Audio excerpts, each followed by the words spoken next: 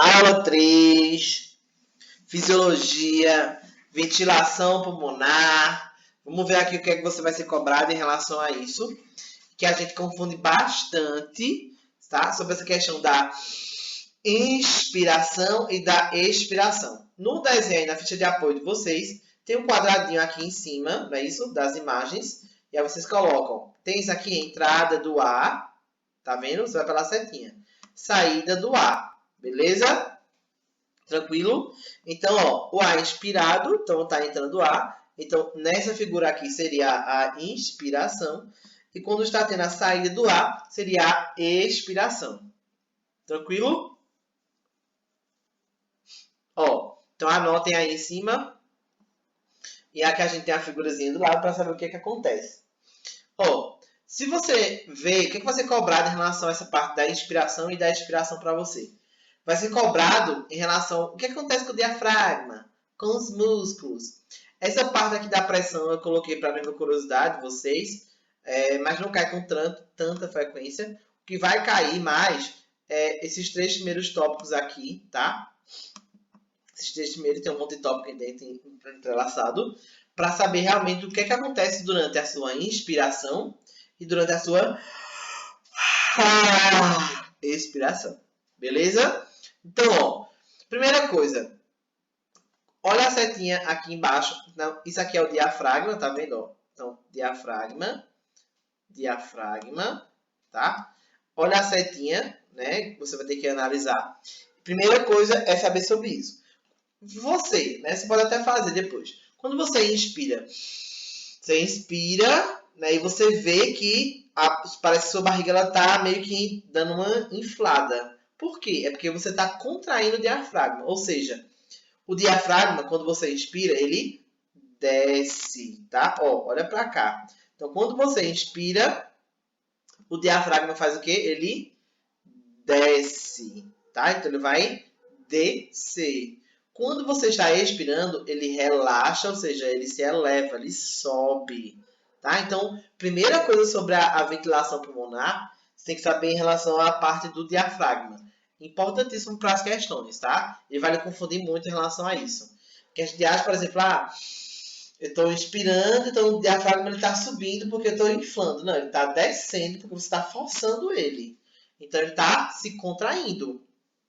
Tá? Então, primeira coisa. Durante a expiração, o diafragma desce. Ou, na verdade, ele se contrai. Belezinha? Na expiração, ele faz o que? Ele se eleva ou ele relaxa. O que acontece com esses músculos que tem aqui? Ó? Esses músculos vão aparecer aqui perto das costelas. E o que acontece também com esses músculos intercostais? Observe novamente. Quando você inspira, você infla essa parte aqui, né? Então, você está inflando essa parte. Você observa isso. Você sente, na verdade, isso. Se você ver na figura que eu coloquei para vocês, tá vendo essa setinha? Ó? Observe. É porque a caixa torácica ela está se expandindo. Quando você inspira, você vê que está expirando, né? Que está, né? Inchando. Quando você expira, você sente que está, né? Voltando ao normal e ela está diminuindo. Então, de novo. O diafragma, ele desce ou ele se contrai, né, isso durante a expiração, e você vai pensar o inverso na expiração. Ele relaxa e se eleva. Os músculos intercostais, eles se contraem e se elevam também durante a expiração. É notável isso quando você faz a expiração forçada. E quando você expira, é o inverso. Ele vai relaxar e vai ter uma baixa nas costelas. O volume da caixa torácica aumenta durante a expiração e durante a expiração ela vai diminuir. É sempre você pensar o inverso. Se você conseguiu aprender um, é só o inverso do outro, tá?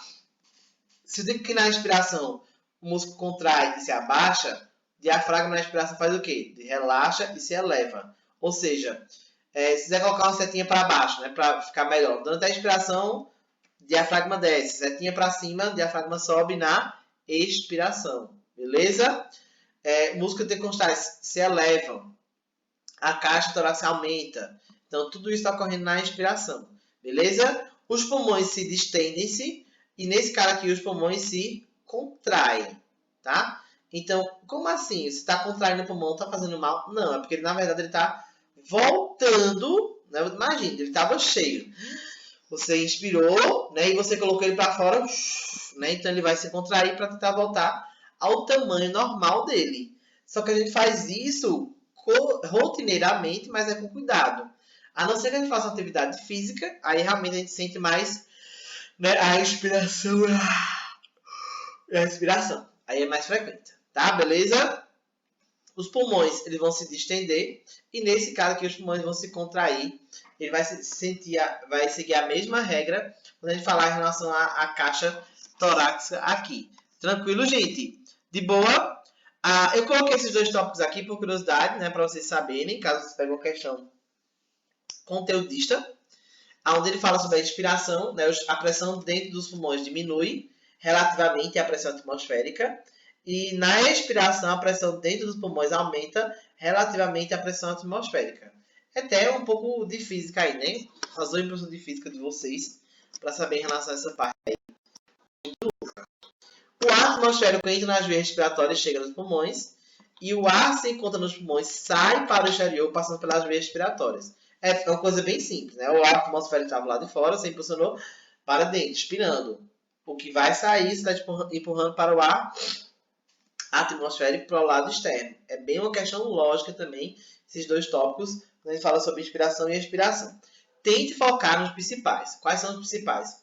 Essa questão desses dois tópicos aqui. Né? O que acontece com o diafragma, com as costelas e com a caixa torácica é importantíssimo a gente saber. E também que a gente sabe diferenciar citologicamente. Esse cara aqui e esse são diferentes. Como assim? Na expiração para a citologia, você está forçando o ar. Se você está forçando o ar, você está fazendo transporte ativo. Ou seja, o transporte ativo que está ocorrendo aqui é porque você está levando ele contra o gradiente de concentração.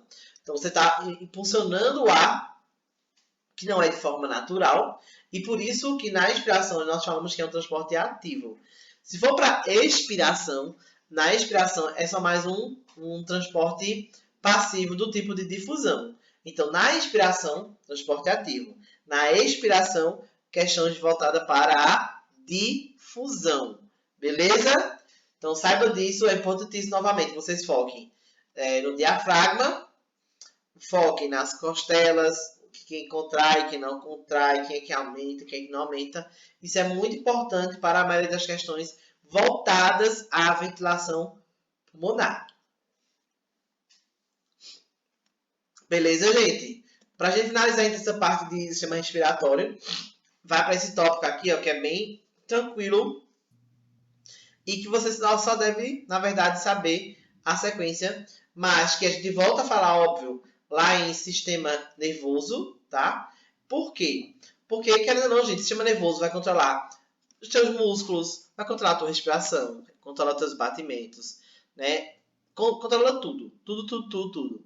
Então é o seguinte, vocês precisam saber que quem é que controla a nossa respiração? Qual parte específica do nosso sistema nervoso que controla a respiração? Quem é o centro? É o bulbo. Então, é esse cara aqui, ó, destaca ele. Então, falou em centro respiratório, quem controla a nossa respiração? É o bulbo. Nós vamos ver quem controla as emoções, é o tálamo. Quem controla os hormônios? O hipotálamo. Né? Os telencéfalo, diencéfalo, mesencéfalo.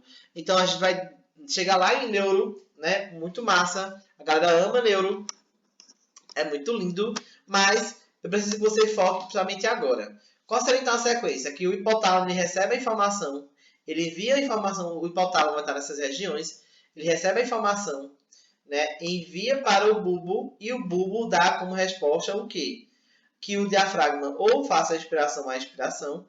E que também ele faça o controle da frequência cardíaca. Porque ambos vão estar interligados, né? Então é importantíssimo você saber que o bulbo ele controla sim, né, a nossa respiração, mas ele também está relacionado com a frequência cardíaca. Até porque o nosso sistema respiratório, a gente vai ver que ele está muito interligado ao nosso sistema cardiovascular. É importantíssimo você saber disso, porque é a partir das trocas gasosas, que querendo ou não, o nosso coração vai aproveitar, né? Ele vai chegar aqui pelas lindas veias ou artérias, tudo mais solto que chega vai chegar por uma veia, vai sair por uma artéria. Então você vai ter que aproveitar todo esse gás que esteja oxigenado e o que não esteja também oxigenado, vai ter que voltar para o coração. E depois ele volta para o pulmão, então fica aquele ciclo. Então o centro respiratório, o bulbo, além de controlar a nossa respiração, também controla a nossa frequência cardíaca.